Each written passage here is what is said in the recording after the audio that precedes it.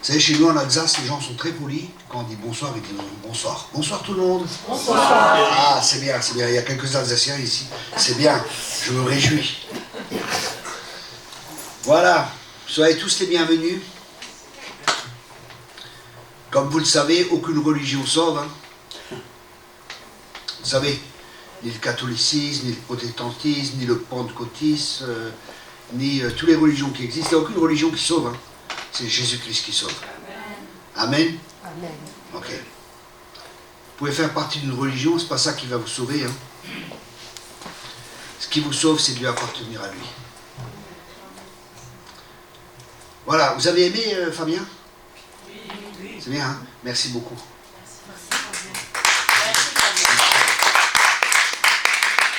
Tu restes ici tout le temps? Parce que j'aime bien voir les gens, moi. Oui. C'est pas que t'es pas beau, mais... J'aime bien voir les gens, tu sais. Ah, merci, t'es gentil. Voilà. Ça va? Voilà. C'est bien. Voilà. Donc, si vous aimez bien Fabien, hein, on a un CD qui s'appelle P, c'est un CD instrumental, il y a une forte onction. Et en même temps, il y a un enseignement de Thierry Kopp. C'est un gars. Et qui enseigne justement sur comment faire ce qu'on appelle du soaking, c'est-à-dire être dans la présence de Dieu, absorbé, rempli de la présence de Dieu. Donc c'est un enseignement et en même temps un CD ou un de Fabrice, son premier CD. Je vous encourage à le prendre. Fabien, pas Fabrice. Comment? Fabrice, t'as dit? Non, Fabien. J'y peux rien si vous entendez mal, madame. C'est Fabien. Voilà. Ça, c'est le CD. Et j'ai des livres des fois qui me touchent. Bien sûr, les miens, ils me touchent, ils sont très bien. Hein. Je connais l'auteur, c'est le Saint-Esprit. Ok, du moins, je l'espère. Voilà, mais j'ai un livre que j'aime aussi vous présenter. Un livre qui est vraiment, c'est un des livres qui m'a touché et qui m'a amené dans une repentance où j'ai pleuré. C'est vraiment un livre qui est excellent. D'ailleurs, ce livre, on ne le trouvait plus. Et je dis à mon équipe, ah, commandez-le, toute mon équipe, commandez-le et prenez ce livre. C'est pas une obligation, mais faites-le quand même. C'est vraiment un livre qui est excellent, qui va toucher vos vies, qui va vous chambouler. Hein. Et ils ont essayé de le trouver, on ne le trouvait plus. Alors j'ai appelé mon distributeur de livres, j'ai dit écoute, il y a un livre, on ne le trouve plus, il faut à tout prix le rééditer, c'est un livre qui c'est vraiment une bénédiction. Et ce livre, il m'a chamboulé, il s'appelle, vous le trouvez sur notre site, ou alors pour ceux qui sont ici ce soir, d'ailleurs, bonsoir à tous les internautes, merci d'être là, il y en a 400, non c'est 4, il y en a 4, bon les autres ils vont se rajouter. Alors voilà, vous savez, des fois, on voit des évangélistes, ils sont là. Ouais, il y avait 100 personnes à la réunion. En fin de compte, il y en avait 10, mais comme ils ont compté les doigts, levez les mains. Ils ont compté les doigts, et ben voilà, il y en avait 100. Donc voilà, donc ce livre s'appelle « Aimer nos enfants intentionnellement en développant une relation de cœur à cœur ». Je vous dis, ce bouquin, il m'a fait pleurer. Dieu m'a montré que j'étais dur avec mon fils. Ah, j'ai pleuré. C'était vraiment, c'est un livre excellent. Et c'est pas qu'un livre pour les parents. C'est un livre dans le relationnel, c'est vraiment, vraiment excellent. Je vous encourage à le prendre. Vous le trouvez soit sur notre site pour les auditeurs, voilà, là, pour ceux qui sont là-bas, voilà. Voilà, et on va rentrer directement dans le message que j'ai à cœur. Et c'est intéressant, parce que ce message, il parle de disciple-là. Et je vais commencer par la prière. D'abord, je vois quelque chose.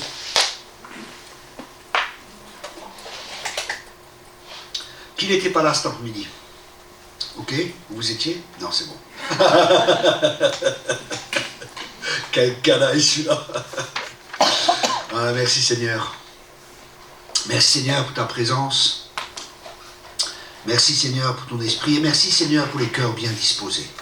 Seigneur, je prie que les cœurs soient bien disposés pour recevoir ce soir ta parole. Et je prie vraiment que ta parole porte du fruit ce soir, 30, 60, 100 fois. Et vraiment que l'onction de ton esprit soit là et atteste les paroles, que les forteresses soient abattues, que les raisonnements soient renversés et que ta parole soit comme un marteau qui brise le roc ce soir. Et en même temps aussi qu'il y ait la douceur de l'Esprit de Dieu, que les cœurs puissent être guéris et restaurés dans le nom puissant de Jésus. Alléluia. La Bible dit que celui qui se glorifie pas de sa force, ni de ses richesses, et ainsi de suite, mais que celui qui se glorifie de me connaître. Waouh! Waouh! Et je ne sais pas si vous vous rendez compte, mais quand ça fait des années qu'on est chrétien, hein, ça fait déjà plusieurs décennies, je marche avec Dieu et des fois c'est comme, c'est peut-être pas le bon mot, mais des fois il y a comme une familiarité qui s'installe et on n'est plus conscient du privilège qu'on a de pouvoir être enfant de Dieu. Quel privilège d'être enfant de Dieu et quel privilège d'avoir une relation avec ce Dieu tout-puissant. Vous savez, des fois, on n'a pas vraiment une conscience de qui est Dieu, quoi. Vous savez, dernièrement, non, il y a un an peut-être de ça, j'étais dehors chez moi et il faisait nuit.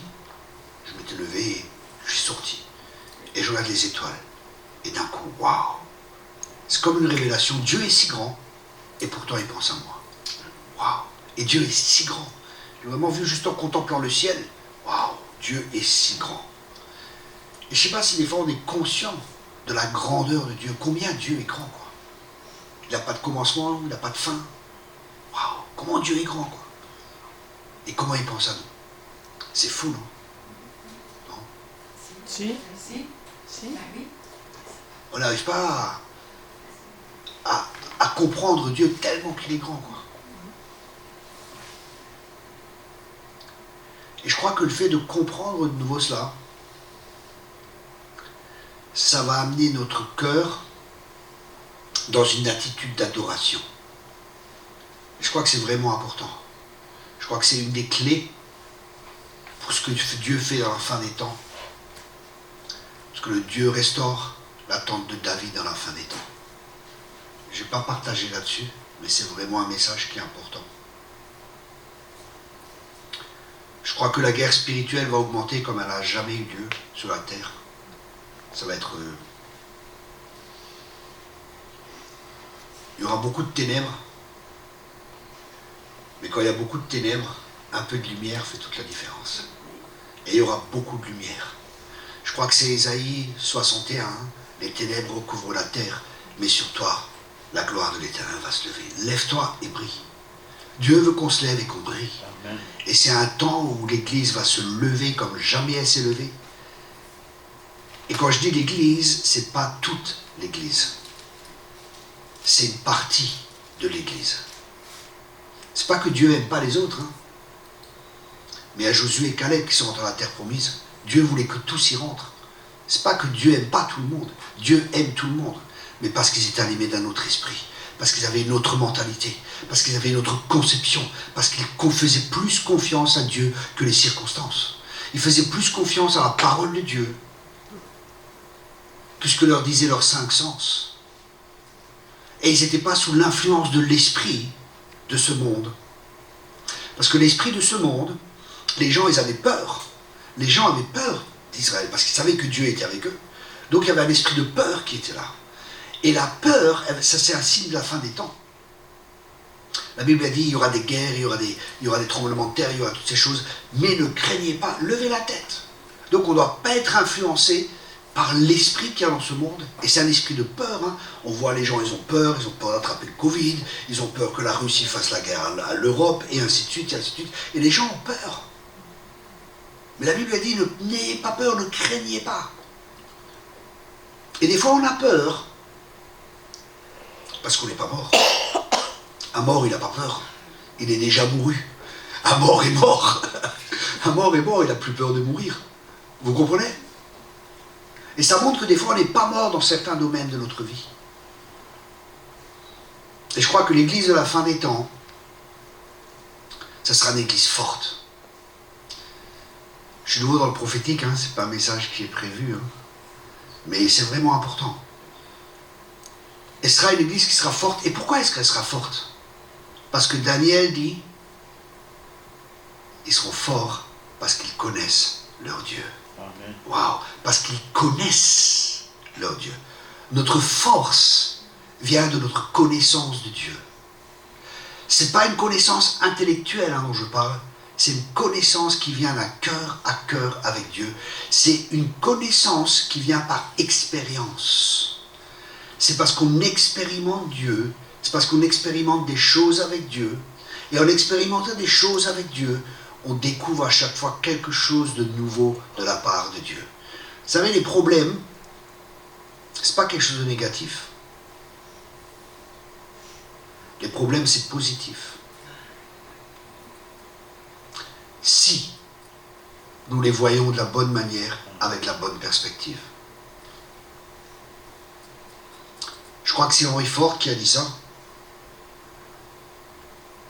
Chaque échec qu'il a eu, en fin de compte, ça l'a aidé à réfléchir pour mieux faire la prochaine fois. Vous savez, ceux qui sont des vainqueurs, le lion est appelé le roi des animaux. Et je ne sais pas combien de fois, statistiquement, il n'attrape pas sa proie. Mais vous savez pourquoi il est le roi des animaux? Parce qu'il n'abandonne pas. N'abandonne jamais. N'abandonne jamais. N'importe les problèmes, n'importe les difficultés, n'importe ce qu'il y a contre toi, si Dieu est avec toi, qui peut être contre toi? Si Dieu est avec toi, tu fais partie de l'équipe des vainqueurs. Hein? Oh oh. Amen. Ok, c'est bien. Vous savez, c'est une génération qui va se lever avec le même esprit que David. David, les batailles qu'il a gagnées, la bataille qu'il a gagnée contre Goliath, c'était une bataille qui était à la vue de tout le monde. Mais avant de gagner cette bataille, il avait gagné des batailles où personne ne voyait, où il y avait lui et Dieu. Il a gagné des batailles dans la prière. Il a gagné des batailles dans l'adoration. Il a gagné des batailles dans la louange. Il a gagné des batailles... Tu peux jouer un peu, s'il te plaît? Merci. Il a gagné des batailles dans le combat spirituel, où il était seul avec Dieu. Il n'y avait pas de spectateurs qui étaient là. Vous savez, des gens qui ont des grandes victoires, ou qui ont des fortes onctions, où il y a vraiment quelque chose que Dieu utilise puissamment, ce n'est pas des gens qui ont eu ça là où tout le monde voit. C'est des gens qui ont un cœur à cœur avec Dieu. C'est des gens qui ont une intimité avec le Seigneur. Je connais aucun homme de Dieu qui a de l'influence, mais vraiment de l'influence, hein, pas de l'influence humaine, qui a vraiment de l'influence dans les lieux célestes et qui est connu. Vous savez, il y a des gens qui sont peut-être connus dans le monde chrétien, mais qui ne sont pas forcément connus dans les cieux. Vous savez, dans les cieux, on ne peut pas faire... les démons nous connaissent, et Dieu nous connaît. Vous savez, il y a un exemple dans la Bible où il dit, oui, Paul, les gars, ils voulaient faire les marioles, là. Ils voulaient chasser les démons. Et alors, qu'est-ce qu'ils disent, les démons? Ouais, Paul, on connaît, mais vous, on ne vous connaît pas, et ils les ont rossés, quoi. Avec le monde spirituel, on ne peut pas jouer. Ils savent exactement combien de Christ il y a en chacun de nous. Quelle mesure, quelle stature de Christ qu'il y a en chaque personne. À l'église, on peut faire beaucoup de choses qui peuvent être pour l'apparence. C'est ce que faisaient les pharisiens aussi, pour l'apparence. Il y a beaucoup de choses qui sont là, qui sont faites, mais Dieu est en train de nettoyer son air, parce qu'il a son van à la main et il nettoie son air. C'est ce que Dieu fait actuellement. Et nettoyer son air, qu'est-ce que ça signifie? Ça signifie que Dieu est en train de préparer son peuple. Dieu est en train de faire un travail au plus profond de nous. Il est en train de faire un travail pour séparer l'âme de l'esprit. Et cette séparation de l'âme de l'esprit, c'est les pensées, c'est les émotions, mais c'est aussi les motivations profondes qui sont en nous. La motivation peut-être d'être vu, la motivation peut-être pour un ministère de faire de l'argent, la motivation pour un ministère peut-être d'être connu, la motivation d'avoir l'acceptation des gens. Qu'est-ce que j'en sais, ce qu'il peut y avoir dans nos cœurs tordus des fois, et qu'on n'est même pas conscient. Et Dieu est en train de remonter ces choses à la surface. Dieu est en train de faire remonter toutes ces choses. Parce que nous sommes dans un temps de préparation. Dieu est en train de préparer son Église pour la gloire qui va venir. Et cette gloire, il n'y a pas tout le monde qui va la voir et la porter. J'ai un ami qui prophétise, hein, mais pas trop souvent. Et on partageait, on dit, ah, qu'est-ce que tu as reçu du Seigneur et tout ça. Il m'a dit, tu sais, je me promenais et d'un seul coup, j'ai vu le trône de Dieu ouvert. Et Dieu m'a dit, ma gloire va venir. Mais ce ne sera pas pour tout le monde. Ça sera pour ceux qui se laissent préparer. Waouh! Est-ce qu'on se laisse préparer dans ces temps? Nous sommes encore dans le temps de préparation avant la manifestation de la gloire de Dieu. Mais en même temps, les ténèbres vont augmenter. En même temps, ça va... Vous savez, on n'a pas besoin d'être prophète. Hein. Même les gens du monde, ils le voient. Hein. Les problèmes qu'il y a partout. La guerre. Qui pensait qu'en 2022, il y aurait une guerre en Europe? Qui pensait qu'il y aurait ça avec le Covid? Qui c'est qui pensait ça? Qui pensait ça, franchement? Et Dieu m'a donné une parole à l'époque. Et je ne comprenais pas bien. J'ai dit à un ami, écoute, Dieu m'a parlé. Je sais même, vous pouvez voir, hein, c'est sur Internet, vous pouvez voir les différentes prophéties que j'ai données. Ça se réalise, tout s'est réalisé. Hein. J'ai parlé de calamité. Ah, je dis, écoute, est-ce que le Covid, c'est une calamité? Il dit, bien sûr. Après, j'ai prophétisé qu'il va y avoir un effondrement économique en début d'année. Ça va venir. Il n'y avait pas encore la guerre. Et ça va venir. Toutes ces choses vont venir. Mais en même temps, il y a la gloire de Dieu qui va venir. Et c'est à ça qu'on doit regarder. Vous savez, si Dieu parle, Dieu ne fait rien sans parler au travers de ses serviteurs, les prophètes. Et si Dieu parle, c'est pas pour nous faire peur. Si Dieu parle, c'est pour nous prévenir, pour que nous puissions nous préparer pour les temps qui viennent. Et beaucoup ne sont pas prêts. Beaucoup croient que la vie est continue comme avant. Mais nous devons avoir l'esprit d'Isaacar et discerner les temps dans lesquels nous sommes. La Bible, elle parle de ceux qui avaient l'esprit d'Isaacar. Ils savaient discerner les temps.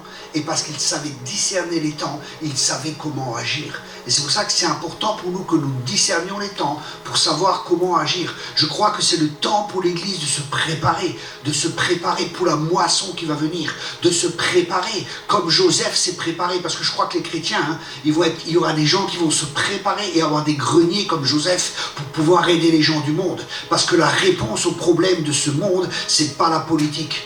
La réponse au problème de ce monde, c'est pas les finances, c'est pas telle partie ou qu'est-ce que j'en sais. La réponse au problème de ce monde, c'est Jésus-Christ. Et la réponse au problème de ce monde, c'est l'Église de Jésus-Christ. C'est pour ça que nous sommes encore sur terre. Soit la réponse au problème, ne soit pas le problème.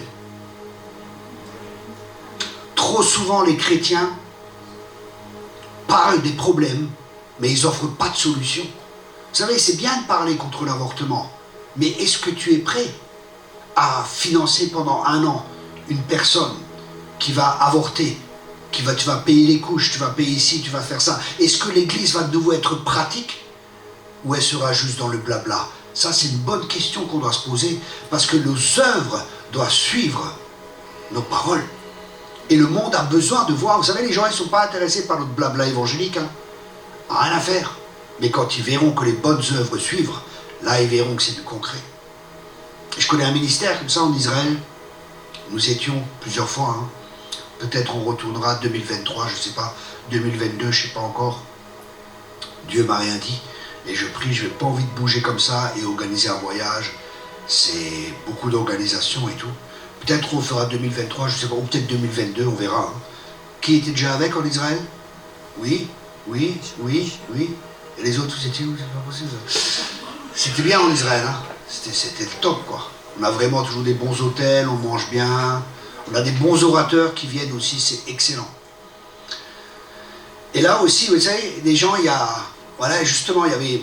Ça aussi, c'est important.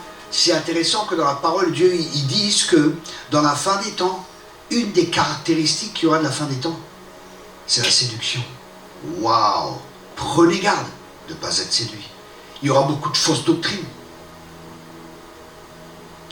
Et c'est intéressant parce que j'étais en train j'écoutais un peu les nouvelles choses qui sont là. Je dis, wow, c'est intéressant comme message et tout.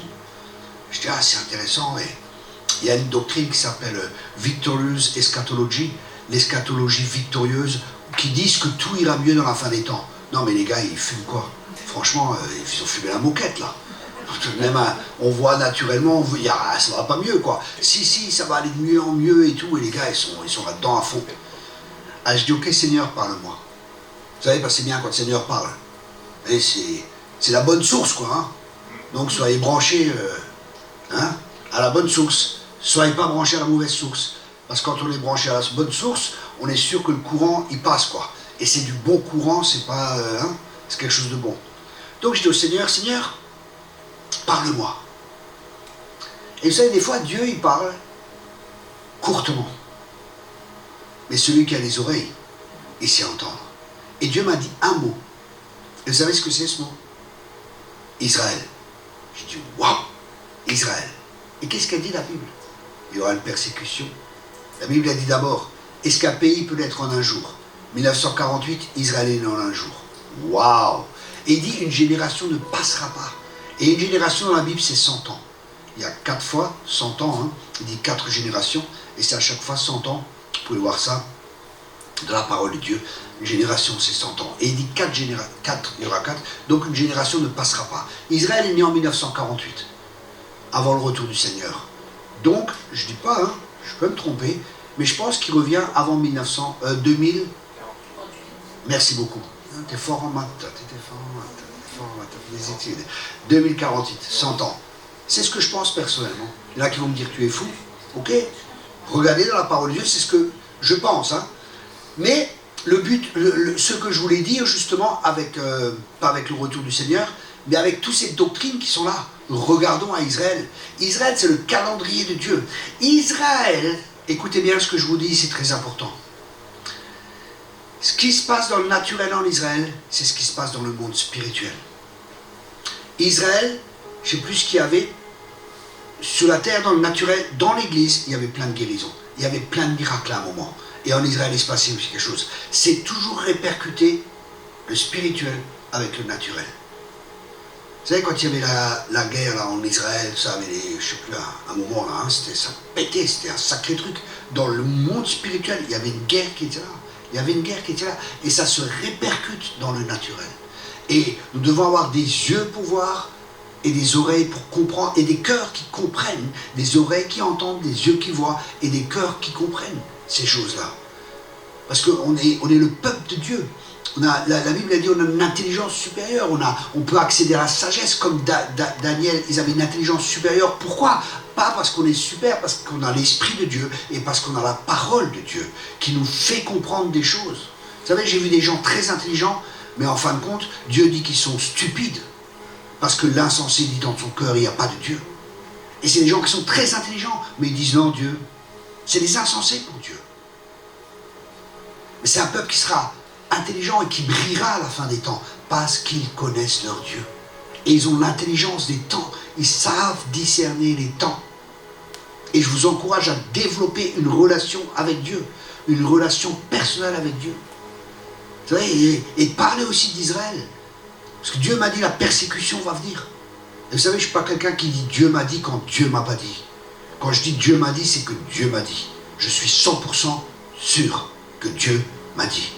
Je suis prudent, mais quand je sais que c'est Dieu, je sais que c'est Dieu. Pour ceux qui me connaissent, vous savez. Hein. Et Dieu m'a dit, une persécution va venir. À cause d'un mot. Je dis, waouh, dis-moi Seigneur. Et ça m'a dit le mot, écoutez bien. Et ça ne peut pas venir de ma tête, de mon intelligence. Il m'a dit le mot, c'est tolérance. Je dis, waouh, les gens vont dire qu'on n'est pas tolérant.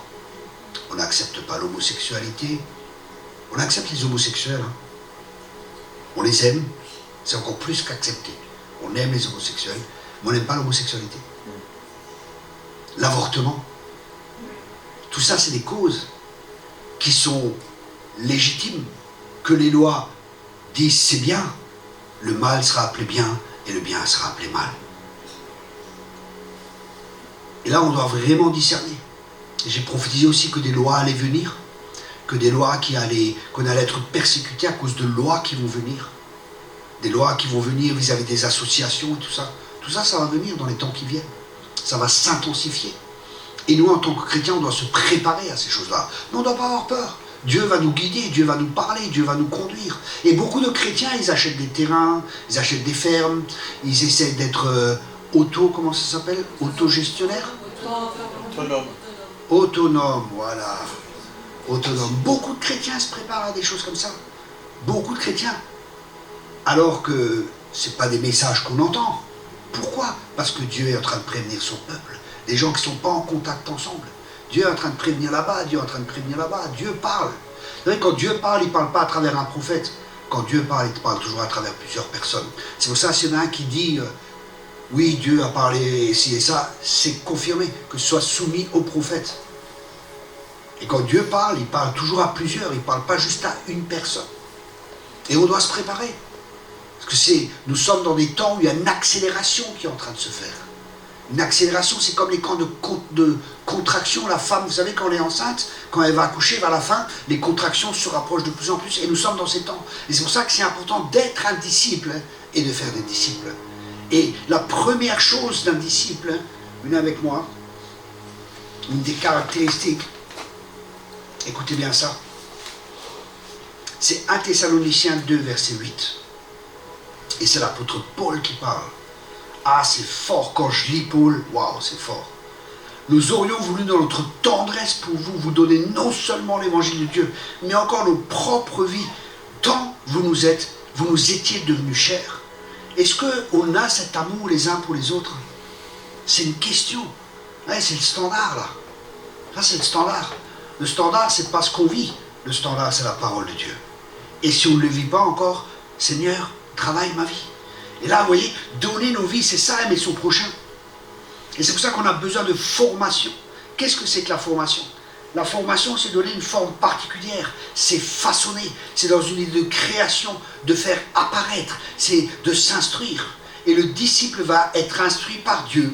Il va être créé. Il va être façonné à l'image de Jésus-Christ. Dieu va lui donner une forme particulière, un peu comme le potier sur son tour qui va décider de le former de son vase. Plusieurs fois, j'ai prophétisé sur des personnes, je dis, reste sur le tour du potier. Reste sur le tour. Les gens, ils voulaient partir. Je dis, non, non, reste sur le tour. Et des fois, c'est pas facile.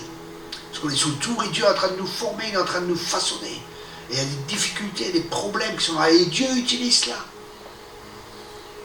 Les problèmes sont positifs. Parce que quand il y a des problèmes, pourquoi est-ce que c'est positif les problèmes? Ça, c'est bien que vous ayez posé cette question. Très, très bien. Très bien. Pourquoi c'est positif? Parce que les problèmes amènent une pression. Et la pression révèle toujours ce qu'il y a à l'intérieur. Est-ce qu'il y a du jus de citron qui sort? Ou il y a de la mandarine qui sort, jus de mandarine qui sort. Qu'est-ce qui sort quand il y a la pression? C'est dans les épreuves qu'on fait ses preuves. Et dans chaque épreuve, Dieu a toujours un objectif. Dieu utilise cela. Il poursuit un objectif dans ses épreuves. Par exemple, vous n'avez pas de finances. Vous avez des problèmes dans les finances. Quel est l'objectif que Dieu poursuit en utilisant ça? Je ne dis pas que c'est Dieu qui fait cela, hein. Comprenez bien. Mais Dieu utilise, parce que toute chose concourt au bien de ceux qui aiment Dieu, si nous avons la bonne attitude. Qu'est-ce que je veux dire par là? Vous avez par exemple des problèmes dans les finances. Dieu veut vous apprendre qu'il est Jéhovah Jireh. Dieu veut vous apprendre qu'il est celui qui pourvoit à tous vos besoins avec richesse et gloire. Peut-être si vous tombez malade, Dieu veut vous apprendre qu'il est celui qui vous guérit de toute maladie.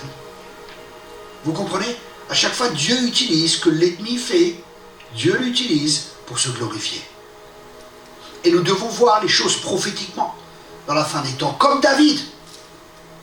David, il dit à Goliath, je te couperai la tête. Mais il n'avait pas d'épée. Qu'est-ce que ça signifie? Il a pris l'épée de Goliath et il a coupé la tête à Goliath. Et c'était un jour, Dieu m'a donné une révélation sur ça. Il m'a dit, tu vois, chaque arme que l'ennemi utilise contre toi, si tu réagis de la bonne manière, ça se retournera contre lui. Tout ce que l'ennemi fait contre toi, ça se retournera contre lui. Si l'ennemi vient par un chemin, il devra fuir par ce chemin. Amen. C'est une mentalité de guerrier que nous devons avoir. C'est une mentalité de conquérant que nous devons avoir. Il y a trop de lavette dans l'église, excusez-moi. C'est sorti, c'est dit. C'est trop tard, je ne peux plus me rattraper. C'est vrai. Trop de gens, c'est un Jésus qui est doux avec les yeux bleus et des sandales et peace and love, la guitare dans le dos, quoi. C'est pas le Jésus que je connais, quoi. C'est pas le juif qui est charpentier, qui travaille. Jésus, il est costaud, quoi. C'est un homme, un vrai. La douceur signifie pas... La douceur, c'est la force qui est maîtrisée. C'est pas parce qu'il est doux qu'il n'est pas fort. Jésus était quelqu'un de très, très, très fort. La pression qu'il a subie pour suer du sang, vous vous rendez compte, Gethsémani. Ça, c'est l'église que Dieu prépare dans la fin des temps. C'est des gens comme David, des adorateurs, des gens qui comprennent le combat spirituel, des gens qui comprennent qu'on est dans une guerre. Oh frère, tu ne peux pas parler de guerre. Et je parle de guerre spirituelle. Parce que le combat qu'on a, c'est pas contre la chair et le sang. C'est un combat spirituel. Et le diable, il rigole pas. C'est un combat invisible, mais c'est un combat réel. Le diable, il rigole pas. Hein. Combien de divorces il y a dans les églises? J'ai même vu des enfants de chrétiens qui se suicident. Combien de gens quittent le Seigneur? C'est une vraie guerre. Combien de pasteurs tombent dans le péché? Les serviteurs de Dieu. Combien? Soyons conscients de cela. Les temps ne seront plus jamais comme ils étaient. Il est temps que l'Église se réveille. Réveille, réveille Seigneur. Réveille-toi, bouge. Dieu bouge avec ceux qui bougent. Arrêtons de trouver des excuses. Levons-nous pour notre Dieu. Dieu est avec nous. Quittons la religiosité. Secouons la poussière. La passivité. Dieu fera, Dieu fera, Dieu fera. Oui, Dieu va faire. Vous savez, beaucoup de gens s'attendent à Dieu, mais bien souvent, Dieu s'attend à ce que nous bougions, nous. Il n'y a rien qui se passe si nous ne bougeons pas. Hein. Vous savez, j'ai étudié les réveils. Et aucun des réveils, écoutez-moi bien, aucun des réveils n'était pas précédé de la prière. Donc il y a une action de Dieu qui réveille l'esprit des hommes et qui fait prendre conscience aux gens que la prière, c'est vraiment la clé du réveil. Et quand les gens commencent à prier le réveil qu'il y avait en Argentine, ce n'est pas les grands ministères qui ont commencé ça, hein. C'est des jeunes qui étaient contre un mur. Et ils priaient tellement, ils étaient tellement touchés par Dieu, ils pleuraient tellement qu'il y avait des flaques d'eau par terre. Vous vous rendez compte? C'est des gens qui ont été saisis par le Seigneur et qui ont permis au Seigneur de prier à travers eux. À prier, non pas notre volonté, oh Seigneur, bénis mon canari, bénis mon chat, bénis ceci, bénis mes finances, et n'oublie pas mon sandwich, et n'oublie pas ceci. Non, non, c'est des prières qui sont inspirées par l'Esprit de Dieu. Où le cœur de Dieu, à travers l'Esprit de Dieu, prie au travers des hommes et des femmes. C'est là où tu es saisi par l'Esprit de Dieu, où tu es en pleurs, où tu vois les souffrances, où tu vas prier pour l'Ukraine, tu vas pleurer. Parce que c'est le cœur de Dieu qui souffre pour les gens, autant pour les Russes que pour les Ukrainiens, que pour les enfants, que pour les femmes, que pour les personnes âgées, que pour les handicapés qui sont en train de souffrir, qui sont en train de mourir. Et l'Église dort. Et on amène des messages qu'on a prévus d'il y a 1 an déjà. Des messages qui sont vieux, qu'on ressort du congélateur. Au lieu d'avoir la manne fraîche qui vient du ciel. Au lieu d'avoir le message de Dieu pour l'heure actuelle. Et ça, c'est terrible. C'est terrible. En 2011, je crois, 11-2011 aux États-Unis. Vous connaissez l'histoire avec les tours? Vous connaissez tout ça, hein? Le septembre. Ouais, c'est là, il y a un changement qui s'est passé à ce moment-là. Dans le monde spirituel, il y a quelque chose qui s'est passé. Mais pas que. Il y avait un pasteur qui était là. Un homme qui s'appelle David Wilkerson. Et vous savez ce qu'il a dit? Il a dit les églises étaient remplies aux États-Unis. Les églises étaient remplies aux États-Unis. Mais quelques semaines après, elles étaient dans le même état qu'avant, si ce n'est pire. Et il dit pourquoi? Parce que les gens venaient. Les gens étaient déstabilisés. Les gens ne savaient plus où est la réponse. Et ils sont venus dans nos églises chercher la réponse. Et qu'est-ce qu'ils entendent comme message? Frères et sœurs, nous allons parler du mariage. Depuis 1 an, nous parlons sur le mariage, c'est prévu que nous allons parler sur le mariage. Parce qu'il n'y a pas d'hommes et de femmes de Dieu qui prennent le temps de chercher Dieu et d'écouter le cœur de Dieu pour amener le message qu'il y a sous le cœur de Dieu. On n'a pas besoin d'entendre, bien sûr c'est important l'édification, bien sûr c'est important toutes ces choses. Mais il y a des heures, il y a des moments où nous devons reconnaître les temps dans lesquels nous sommes et il y a une urgence dans l'esprit. Jésus revient bientôt. Et il est temps de secouer l'Église. Les temps que l'Église se lève. On n'a plus le temps de jouer à l'Église. On doit se lever. Dieu est en train de préparer une armée. Dieu est en train de lever une armée. Et Dieu, c'est l'Éternel des armées. C'est son nom. L'Éternel des armées, c'est un des noms de Dieu qu'on trouve fréquemment dans la Bible. Et c'est peut-être pas le Dieu qu'on s'imagine, mais c'est le vrai Dieu. Et c'est le vrai Dieu que je veux servir. C'est celui qui est redoutable aussi. Vous savez, Dieu est un Dieu redoutable, c'est un feu dévorant. J'ai eu des rencontres avec Dieu, vous savez, dans des moments, dans des réunions, j'avais peur d'ouvrir la bouche. Tellement il y avait la présence de Dieu qui était là. Et j'avais peur d'ouvrir la bouche, vous savez pourquoi? Parce que je ne voulais pas attrister son cœur. Parce que je voulais que sa présence reste. Il y avait une crainte de Dieu qui était là. La crainte de Dieu était là. Et ça va revenir dans l'église. Parce que la crainte de Dieu sera sur l'église. Et parce qu'elle sera sur l'église, elle sera aussi sur le monde. Et la crainte de Dieu, ce n'est pas la peur de Dieu. La crainte de Dieu, c'est le respect de Dieu. Parce que c'est un Dieu qui est Dieu. Vous savez, on dit tous le roi. Mais imaginez-vous, on va voir un roi maintenant. On va en Angleterre, on va voir la reine. On va dans certains pays, on va avoir des rois et des reines. Comment est-ce qu'on va se comporter? Quelle sera notre attitude de cœur? C'est la question. Et c'est pour ça que c'est important d'être un disciple et de faire des disciples. C'est tellement important pour savoir comment répondre dans ces temps. Rappelez-vous que j'ai dit qu'un disciple, c'est quelqu'un qui marche avec Dieu. Et nous devons marcher avec Dieu pour comprendre. Peut-être Dieu nous dira, écoute, vends. Peut-être Dieu te dira, achète. Peut-être Dieu te dit, déménage. Peut-être Dieu te dira, fais une offrande là-bas. Peut-être Dieu te dira ça. Et peut-être ça va sauver des milliers de vies. Peut-être ça va sauver plein de vies. Peut-être ça va sauver ta propre vie. Quand Dieu te dira, là. Hey, j'ai vu des vidéos sur l'Ukraine. Vous savez ce qu'ils font les chrétiens? Vous savez ce qu'ils font? Ils sont partis, ils sont cachés et tout. Non, non, non, non. Ils sont là, ils sont en train de louer Dieu. J'ai vu, je ne sais pas tous, hein, mais j'ai vu une église, ils sont en train de louer Dieu, d'adorer Dieu. Parce qu'ils comprennent que c'est un combat spirituel, qu'il y a une guerre spirituelle et que le combat, il se gagne d'abord dans les cieux avant de gagner sur la terre. Et on ne doit pas plier le genou. Notre combat est un combat spirituel. Et l'église, c'est le gouvernement de Dieu sur cette terre. Le mot ecclésia, qui est le mot pour l'église, c'était les gens qui prenaient des décisions pour les villes. Et la Bible nous dit de chercher le bien pour la ville. Parce que nous avons reçu l'autorité sous la puissance de l'ennemi. Et pour marcher sous la puissance de l'ennemi, et rien ne pourra nous nuire. On doit comprendre qu'on a l'autorité. On n'est pas des musulmans. Les musulmans sont fatalistes, Inch'Allah, si Dieu veut. Et beaucoup de chrétiens ont cette mentalité, si Dieu veut, il fera un jour. Dieu veut que tout le monde soit sauvé. Dieu veut que tout le monde parle de la connaissance de la vérité. Dieu veut que les gens soient guéris. Dieu veut que les gens soient libérés. Dieu veut que tu prospères à tous égards, comme prospère l'état de ton âme, et que tu sois en bonne santé. Dieu veut te bénir, et il t'a béni, pour que tu puisses être béni, déjà une fois, mais en plus pour que tu puisses être une bénédiction pour les autres. Vous savez, si j'ai rien, je ne peux rien donner. C'est aussi simple que ça. Mais il y en a, ils sont tellement égoïstes. Oh, si j'ai juste assez pour moi, ça suffit. Espèce d'égoïste. Tu penses qu'à toi.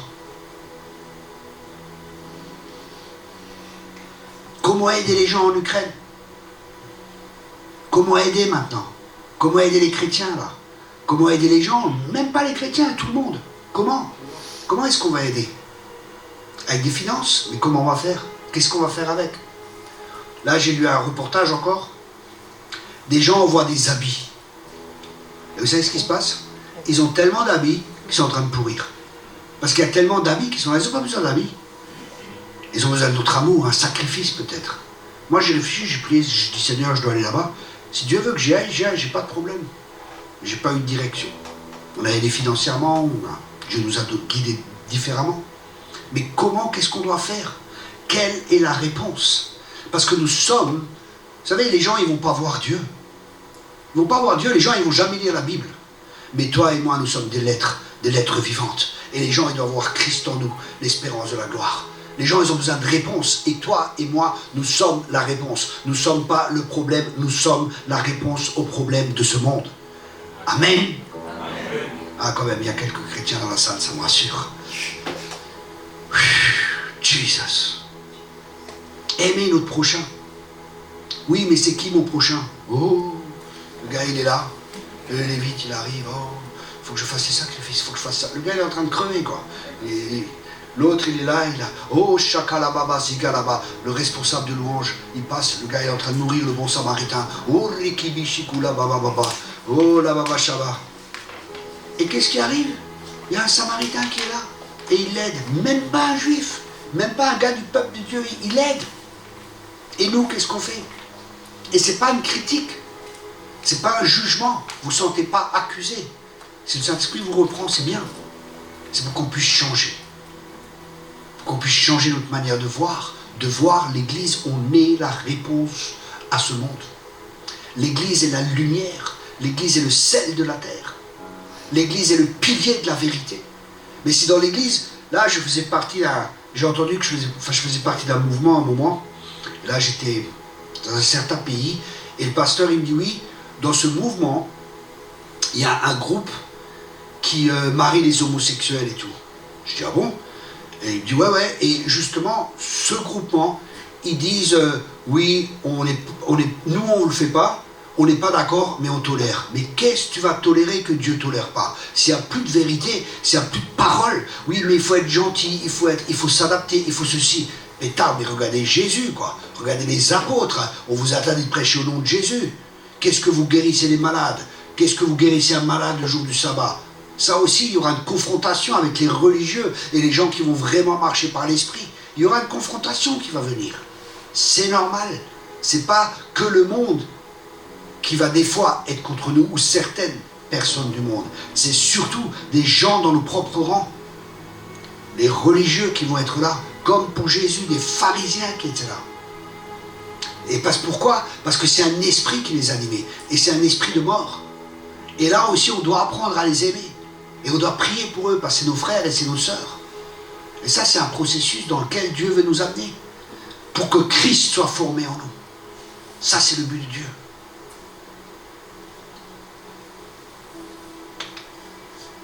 Les relations sont le moteur de la maturité et de la croissance. La formation de disciples est une activité intensément personnelle entre deux ou plusieurs personnes qui s'aident l'une l'autre à grandir dans leur relation avec Dieu.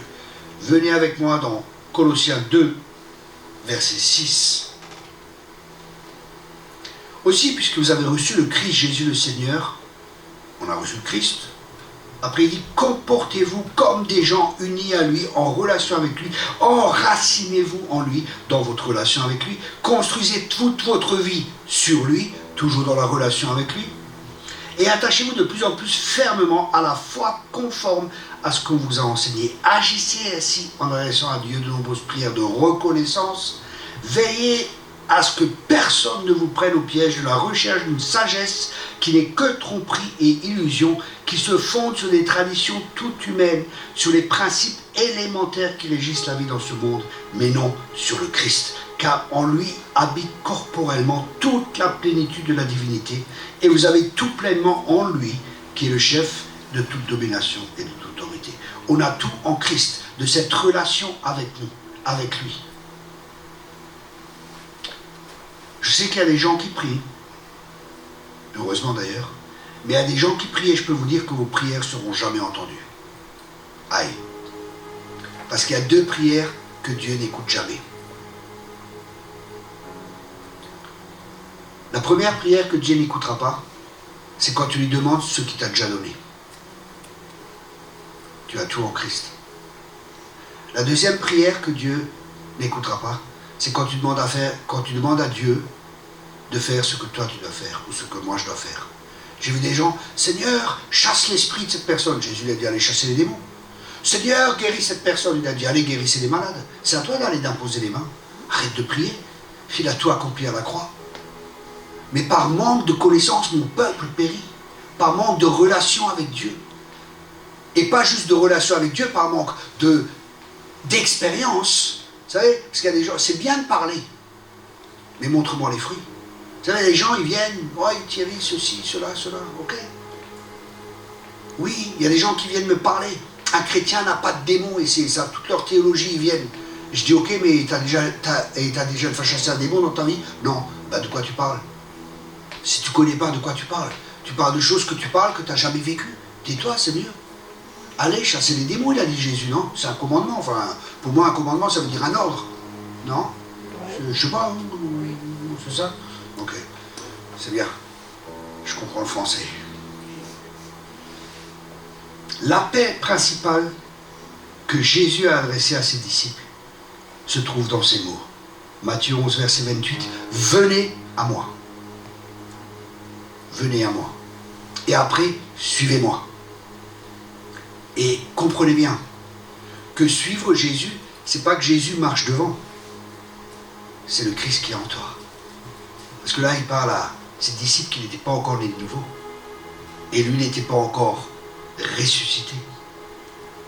Donc, ne vous imaginez pas que Jésus il marche devant vous et vous le suivez. Non, Christ, il est en nous. Et on doit apprendre à être dirigé par lui en nous. Christ en nous, l'espérance de la gloire. Amen. Et la relation de Jésus avec ses disciples a précédé la mission qu'il leur a confiée. La relation, c'est le plus important. C'est la valeur la plus importante dans le royaume de Dieu.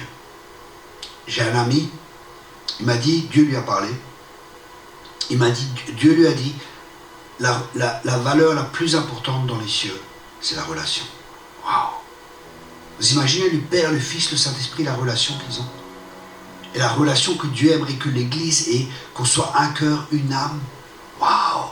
Tous ensemble. Waouh! Et c'est là que Dieu déverse sa bénédiction. Et c'est là que l'huile coule sur la barbe d'Aaron. Mais pour ça, on doit être des disciples. Et la formation du disciple est une relation avant d'être une action ou une mission. Chaque chrétien devrait être un disciple et à mettre dans le contexte de ses relations chrétiennes. Alléluia.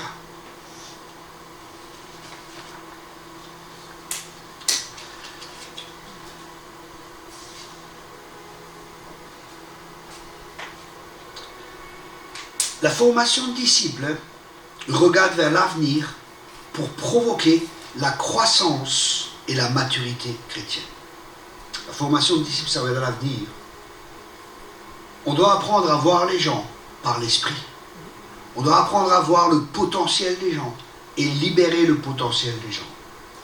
Est-ce que les gens vont faire des erreurs? J'en ai fait plein. Est-ce que Dieu m'a mis de côté pour ça? Non. Là, il y a...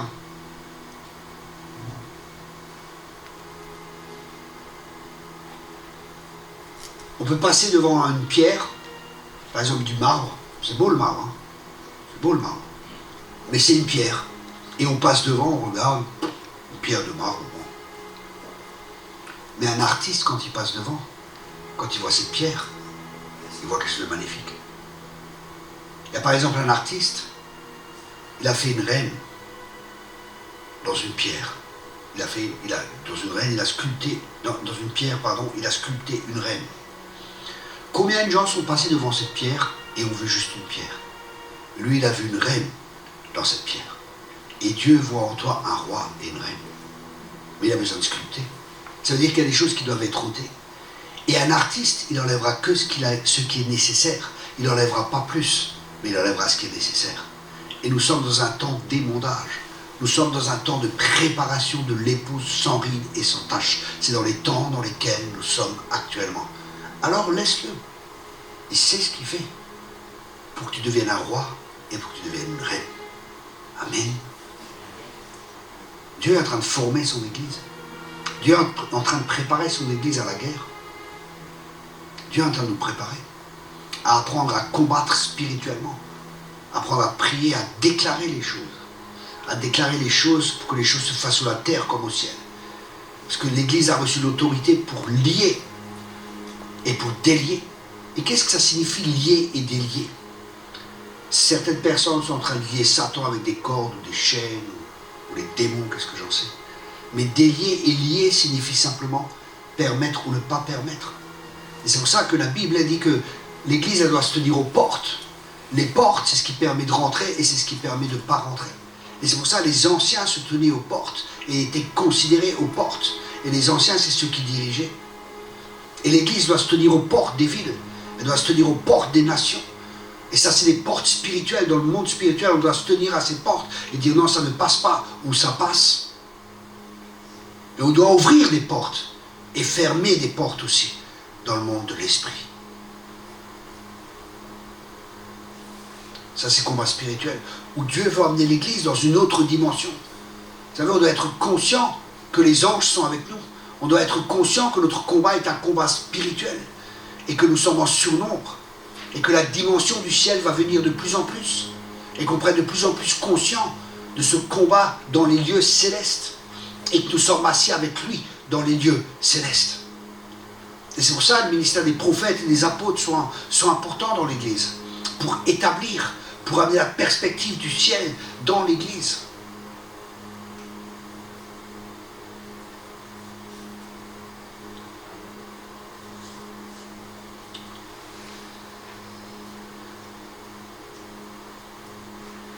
Et être un disciple, c'est avoir un équilibre spirituel, moral et humain.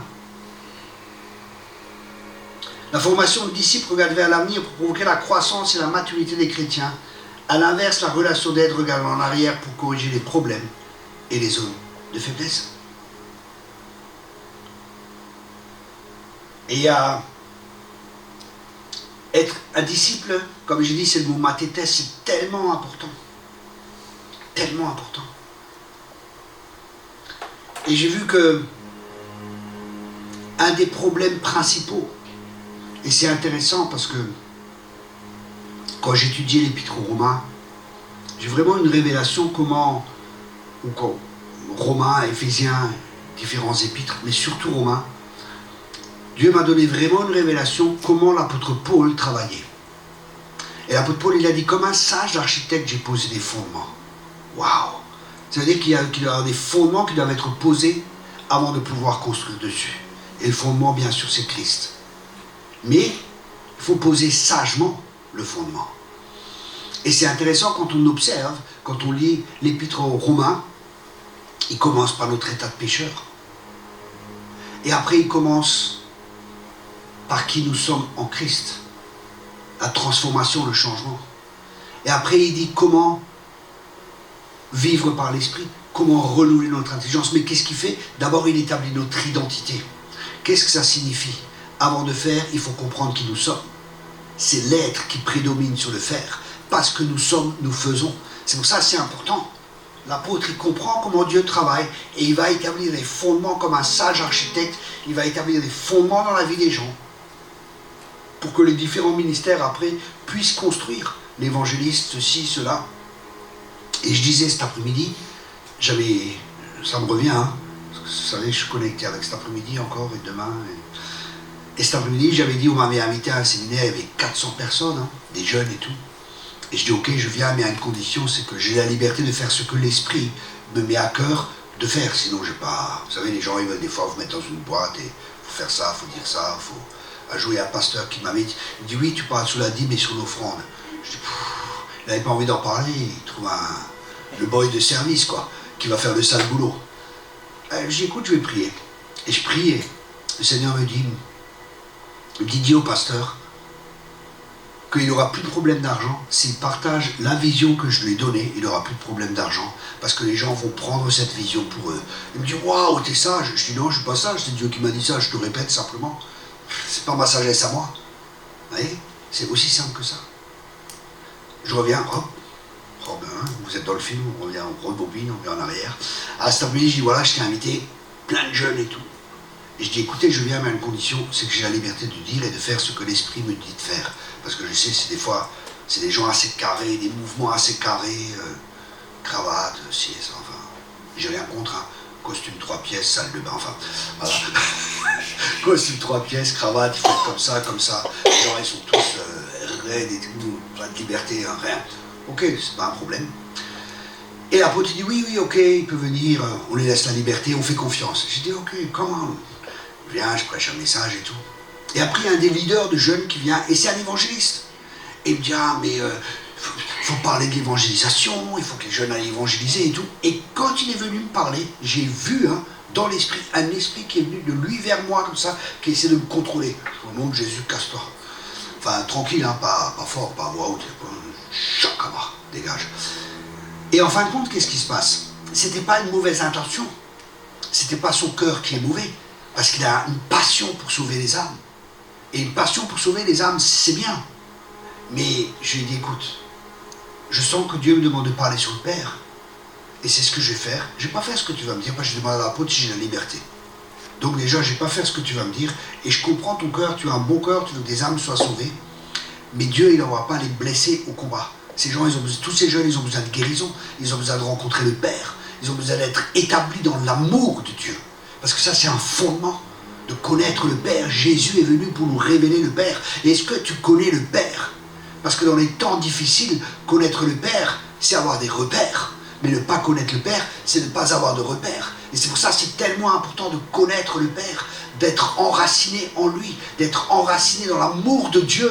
La Bible a dit, soyez enracinés dans l'amour.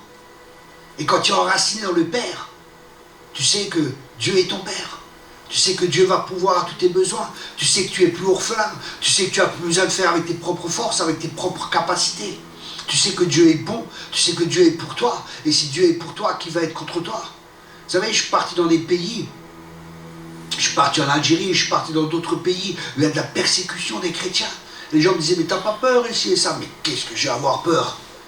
T'as pas à avoir peur. L'endroit le plus sûr au monde, c'est d'être dans la volonté de Dieu. Quand le Père t'envoie quelque part, t'as pas à avoir peur. Même s'il te coupe la tête, t'es 20 cm plus petit, c'est pas grave. Mais tu sais où tu passes l'éternité. On n'a pas à avoir peur. Amen. On n'a pas à avoir peur. Si tu meurs, c'est triste pour ceux qui restent. Mais toi, t'es à la meilleure place, non? Je veux te voir, Jésus. Bah, t'as vu.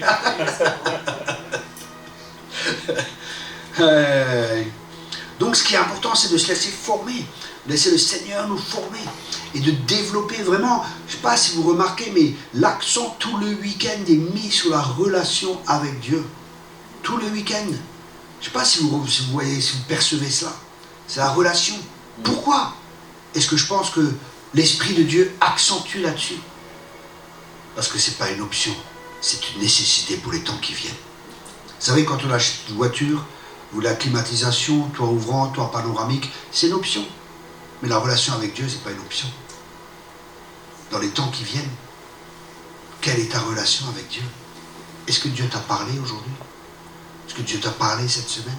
Je parle de relation, hein. Je ne parle pas d'une religion. Je parle vraiment d'un cœur à cœur avec Dieu. Dieu veut un cœur à cœur avec toi parce qu'il t'aime. Je répète cela. Dieu veut un cœur à cœur avec toi parce qu'il t'aime. Pas par obligation. Ah, il faut de nouveau que je prie. Ah, il faut de nouveau que j'aille avec ma femme. Hein? C'est ça? Non? Ah, il faut que j'aille de nouveau avec mon mari. C'est comme ça dans un couple normal? C'est comme ça dans une relation normale? Ouais, le mari regarde sa femme oui, ça... Avec Dieu, c'est pareil. C'est parce qu'on aime être avec Dieu qu'on va vers Dieu. C'est pas parce que le prédicateur le dit, c'est parce qu'on aime Dieu. Et vous savez comment on fait des enfants? Vous savez, hein? C'est dans l'intimité. Et notre intimité avec Dieu nous fera porter des fruits. Quelqu'un qui porte du fruit, c'est quelqu'un qui a une intimité avec Dieu. Et Dieu veut être notre ami. Dieu veut une intimité avec chacun de nous. Dieu a ouvert son cœur en donnant son Fils. Ouvrons le nôtre pour recevoir le Fils et pour ressentir les battements de son cœur, pour avoir un cœur à cœur avec Dieu. C'est ça et la connaissance de sa parole, mais pas sa parole religieusement, la parole révélée par l'Esprit de Dieu. Parce que là aussi, la révélation amène la transformation si elle est mise en pratique. Mais la révélation provient de la relation. La relation engendre la révélation, qui, si elle est mise en pratique, entraîne la transformation. Et la relation, c'est la communication.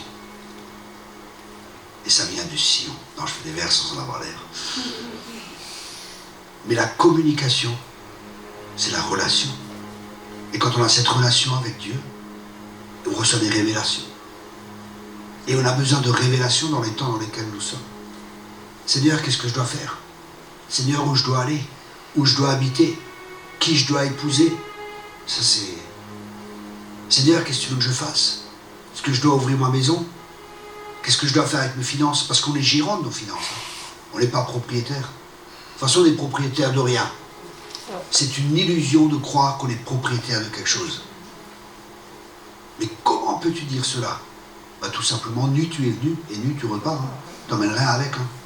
J'ai jamais vu un coffre-fort suivre un corbillard. Jamais.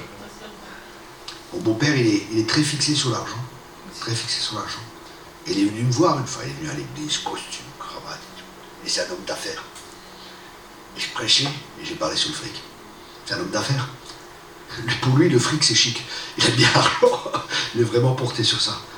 Purée, il était repris. Hein. Je le voyais, il était rouge et tout, avec sa cravate et tout, mais il ne bougeait pas, tout sérieux. Ah, c'était bien ton discours, qu'il me dit. C'était bien ton discours. Il l'a repris. Et une fois, il a fait une prière. Une fois, il a fait une prière de conversion. Mais bon, après, c'est une prière, quoi. Peut-être pour me faire plaisir. Je ne sais pas pourquoi il a prié. Mais il ne marche pas avec Dieu. Et c'est ça le problème. Et c'est tellement bien de marcher avec Dieu. C'est tellement bien de vivre dans la dimension du royaume de Dieu. C'est tellement bien de vivre sans souci. Quoi, Thierry, tu vis sans souci? Ben oui. La Bible a dit, vous souciez de rien. Ah, pourquoi vous vous souciez encore? Ben, c'est humain de se soucier. Oui, mais t'es une nouvelle créature. Et la Bible a dit que si tu te fais des soucis, t'es orgueilleux. Aïe. Pourquoi je suis venu ce soir écouter ce prédicateur? J'aurais mieux fait de rester à la maison. Maintenant, je suis orgueilleux. C'est pas possible.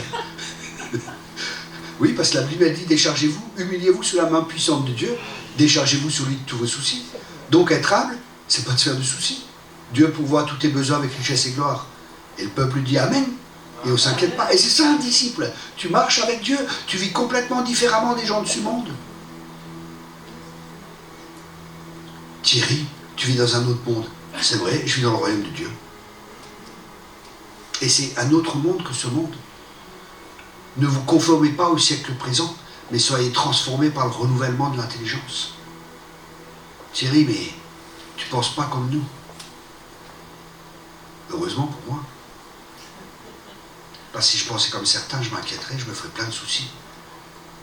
Et c'est un poids, un fardeau, un joug qui est lourd à porter. Alors que Jésus, il a dit, mon joug est doux et mon fardeau est léger. Quand je vois des ministères qui font des burn-out, je me pose des questions. Soyez Jésus un burn-out. Souvent, ils font des choses par la chair. C'est pour ça qu'ils ont des burn-out. Burn out. I burn for God. Je brûle pour Dieu. Oui, mais pas correctement. Quoi. C'est un feu étranger, ça, qui te fait burn out. Le vrai feu de Dieu, il ne te fait pas burn out. Il va allumer les autres. Alléluia. Amen. Amen. Et Dieu veut qu'on rentre dans cette dimension. Dans cette dimension où tout est possible. Dans cette dimension du royaume.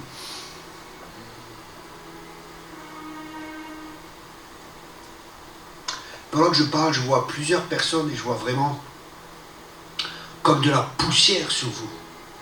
Et je pense que c'est des choses du passé, c'est beaucoup de soucis qui sont là. Plusieurs personnes ici. Et je vois même des personnes avec des sacs à dos. Vous avez des sacs à dos sur vous. Et les sacs à dos, ils sont noirs. Ils sont noirs. C'est des choses du passé. C'est des manques de pardon pour certains.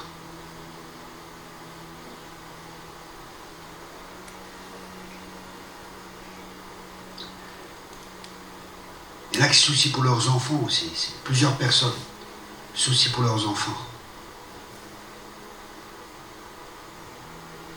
Ceux qui se soucient pour vos enfants, s'il vous plaît, levez-vous. On va faire plusieurs actes. Il y en a plusieurs, je sais. Merci. On va faire un acte prophétique. Prenez vos enfants dans une main. Ouvrez l'autre main. Et dites, Seigneur, je te remets mes enfants. Parce que Dieu aime plus nos enfants que nous aimons nos enfants. Et lui, il sait en prendre soin. Confiez-lui cela. Vous savez, tous vos soucis, toutes nos inquiétudes, c'est pas ça qui va changer la vie de nos enfants. Ça va nous changer, nous, ça risque même de nous rendre malades. Faites confiance à Dieu. Remettez-les au Seigneur. Et à chaque fois que les soucis reviennent, que les problèmes reviennent, dites-vous, Seigneur, je t'ai remis mes enfants, merci de prendre soin d'eux. Je les bénis dans le nom de Jésus. Et vous priez pour vos enfants.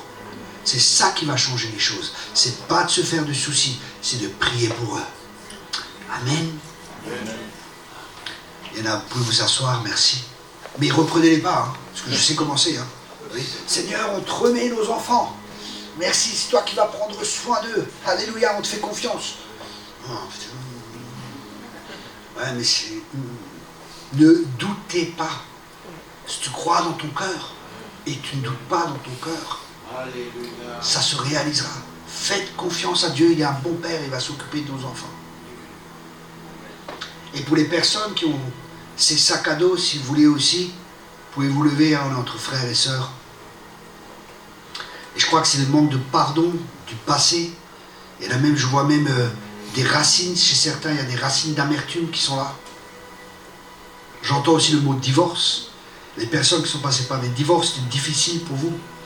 Et il n'y a pas de pardon complet qui est fait.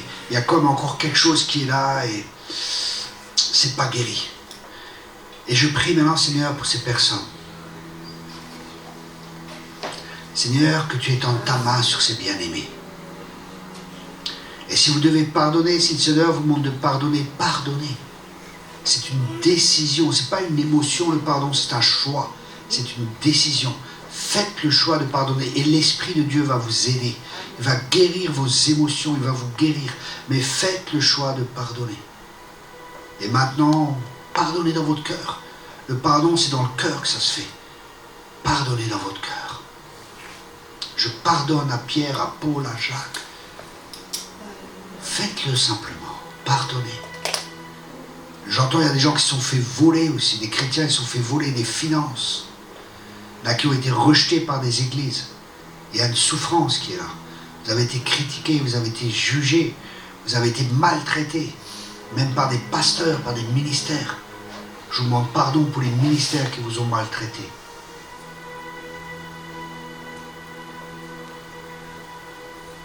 Que l'Esprit de Dieu, viens Esprit de Dieu, touche ces bien-aimés. Touche les pères, touche les cœurs. Pour ceux qui ont la poussière de votre marche chrétienne aussi, qu'une légèreté vienne maintenant dans vos vies. Que ces poids, ces fardeaux soient ôtés de vos vies. Merci de souffler, Esprit de Dieu. Merci de souffler. Recevez simplement. Je vois des personnes comme il y a des poids qui tombent de vos cœurs. Recevez, par l'Esprit de Dieu. Recevez. Il y a des personnes, vous sentez comme un souffle qui vient sur votre visage. Vous sentez comme une douceur, comme un vent frais qui vient sur votre visage. J'appelle la vie sur vos vies, la vie de Dieu, la vie de Dieu, la consolation aussi pour certains. Laissez-vous consoler. Le père de Joseph ne voulait pas se laisser consoler. Et l'Esprit de Dieu est le consolateur. Laisse-toi consoler, mon frère, ma soeur. Laisse l'Esprit de Dieu consoler ton cœur. Parce qu'il est celui qui console les cœurs.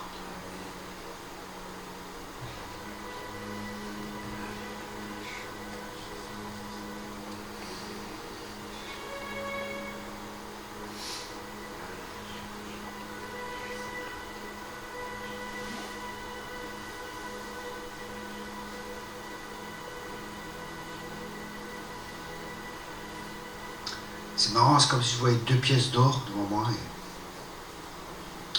le Seigneur me rappelle à cette veuve qui a donné. Et le Seigneur a vu. Le Seigneur a vu ton sacrifice. Tu n'as pas donné de ton superflu. Tu as vraiment donné. Et c'était vraiment un sacrifice. Et Dieu va honorer cela. Dieu va honorer la foi que tu as mis en lui. Dieu va honorer cela. C'est pour une personne ici. Je vois 2 pièces. Dieu va honorer cela.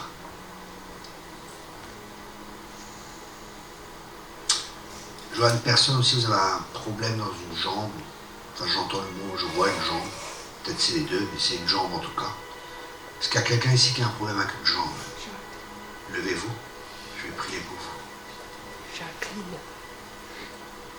Merci Seigneur.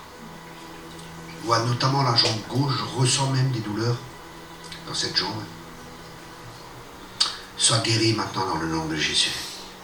Soyez guéris. Que vos corps s'alignent avec Ésaïe 53. Par ces meurtrissures, nous avons été guéris. Dans le nom de Jésus. Et maintenant, commencez à bouger votre jambe. Et s'il y a quelque chose que vous ne pouviez pas faire, J'entends, c'est comme s'il y a une personne, si c'est circulation du sang, c'est un problème avec la circulation du sang, soyez guéris maintenant, dans le nom de Jésus. Faites quelque chose que vous ne pouviez pas faire. Jésus l'a dit, étends ta main, il devait toujours faire un geste. Faites quelque chose pour activer votre guérison et en signe de foi aussi vis-à-vis de Dieu. Faites ce que vous ne pouviez pas faire. Faites ce que vous ne pouvez pas faire. J'entends aussi une personne a un œil. Il y a un problème avec un œil. Une personne a un problème avec un œil. C'est vous aussi? Soyez guéris dans le nom de Jésus. Soyez guéris dans le nom de Jésus. À foi aussi. Il y a une personne, vous avez un problème de foie. C'est un problème de digestion aussi que vous avez. Foie et digestion. Qui est cette personne? Foie et digestion. Problème de foie et problème de digestion. Je sais qu'il y a une personne. C'est qui cette personne? C'est toi? Ok. Mets ta main sur ton foie et sur ta... Voilà. Et c'est à cause des soucis que tu te fais. Il y a des choses que tu n'arrives pas à digérer. Et là, c'est important que tu pardonnes. Que tu pardonnes. Parce que les réactions de ton âme a des réactions. Bien-aimé, je souhaite que tu prospères à tous égards. Et que tu sois en bonne santé comme prospère l'état de ton âme. On voit que l'âme est en relation avec le corps. C'est ce que les médecins appellent la maladie psychosomatique. L'âme avec le corps. Soma, c'est le corps. Psycho, c'est le psychique, c'est l'âme. Et je crois qu'il y a des choses que tu dois travailler dans ta vie pour obtenir toute la guérison. J'arrache la racine déjà qui est là dans le nom de Jésus. Et je prie Seigneur de guérir ce corps dans le nom puissant de Jésus.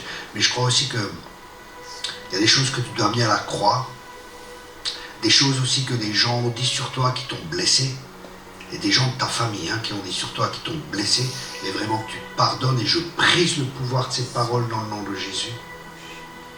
Et je ne sais pas si tu as dit ou c'est comme ça, ah j'arrive pas à digérer ça, là c'est trop là, c'est la coupe qui fait déborder le vase, j'arrive pas à digérer ça.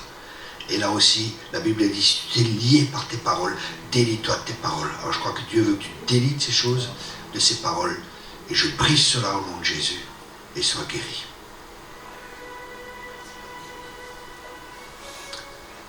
Aussi des problèmes de sel, soyez guéris dans le nom de Jésus.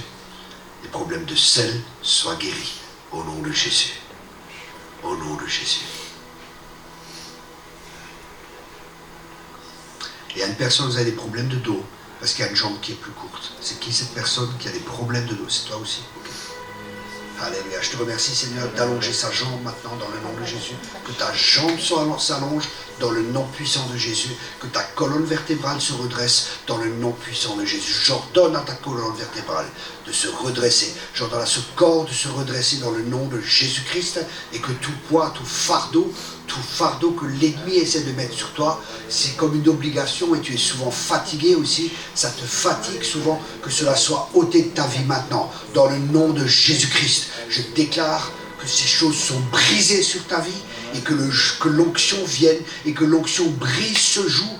C'est comme de la sorcellerie qui est là faite pour toi, qui essaie de te prendre des forces et qui te fatigue jusqu'à épuisement des fois où tu ne peux plus, que cela quitte au nom de Jésus.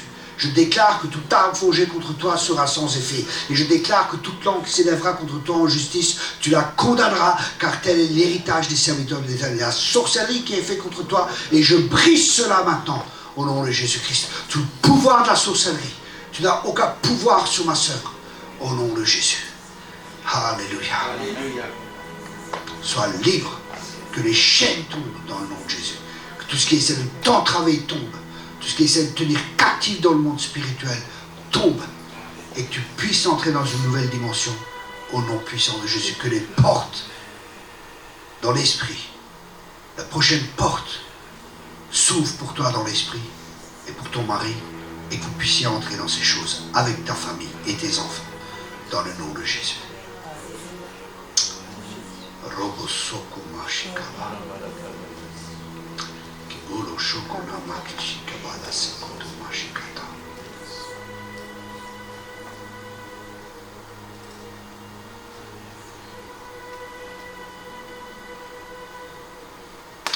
J'ai à cœur aussi comme des tensions des fois dans les couples. Et c'est pas tout le temps, mais des fois ça vient et c'est fort. Et c'est vraiment l'ennemi qui attaque. C'est des moments où vous n'y attendez pas et l'ennemi attaque. Et c'est des tensions, c'est difficile.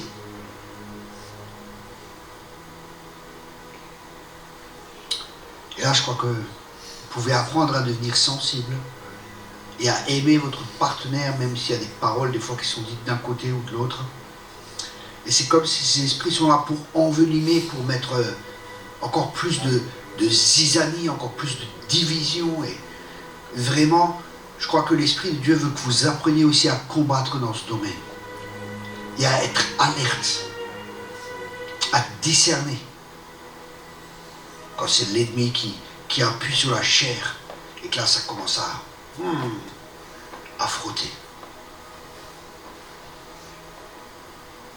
Merci Seigneur.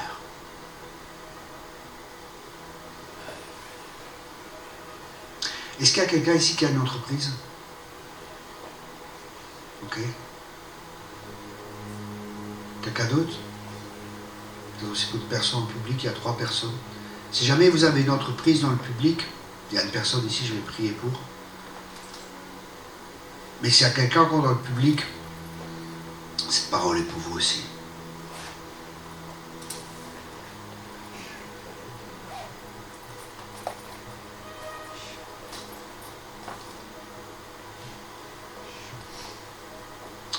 Est-ce qu'il y a des vaches?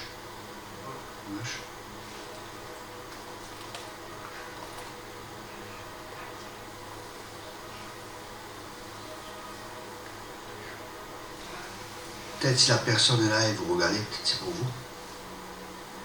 Mais je voyais comme une ferme. C'est pour ça que j'ai pensé aux vaches.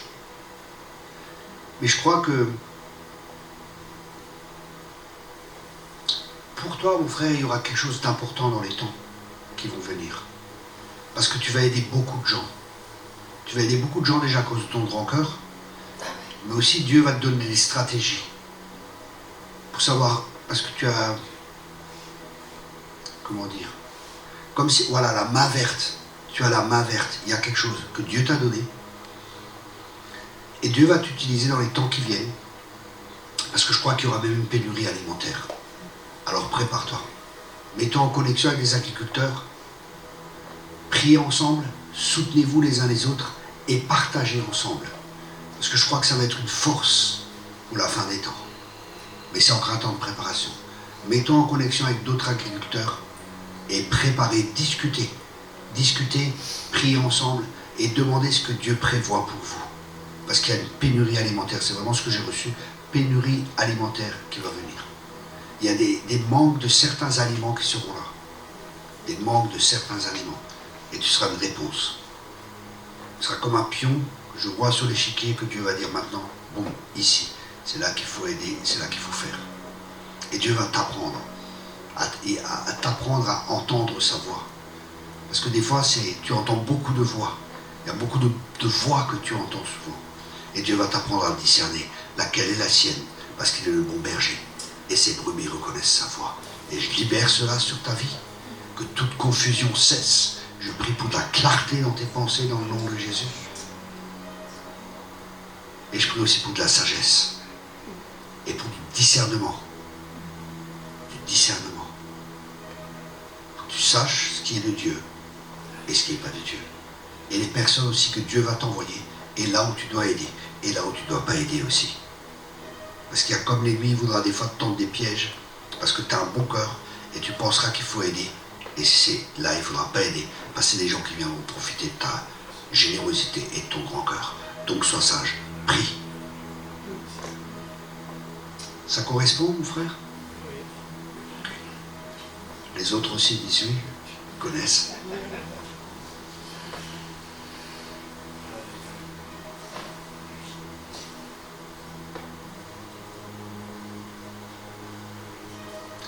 Merci Seigneur pour ce soir, pour tout ce que tu as fait.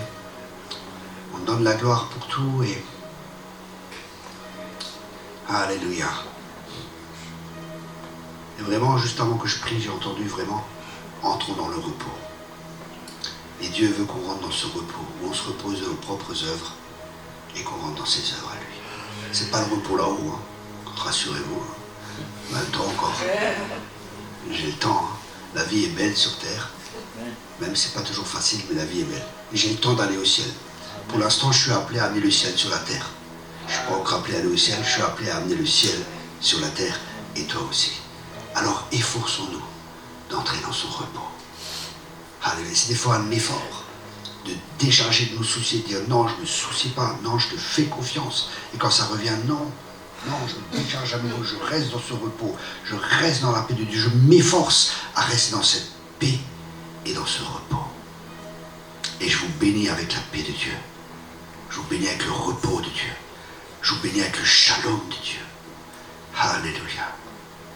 Que le shalom de Dieu, que le repos de Dieu qui surpasse toute intelligence, cette paix qui surpasse toute intelligence, garde vos cœurs et vos pensées en Jésus-Christ. Recevez simplement un attouchement de l'Esprit de Dieu. Il y en a qui vont sentir comme des picotements. Il y en a d'autres qui vont sentir comme un feu maintenant, actuellement. Là. Je vois que certains, Dieu est en train de brûler quelque chose. Et d'autres, il y a une paix profonde qui vient. Une paix profonde dans votre cœur. C'est le prince de paix qui nous laisse sa paix. Merci pour ta paix. Et je vous bénis avec une nuit de repos. Alléluia. Et je vais laisser la place au pasteur. Merci de m'avoir écouté. Bonsoir.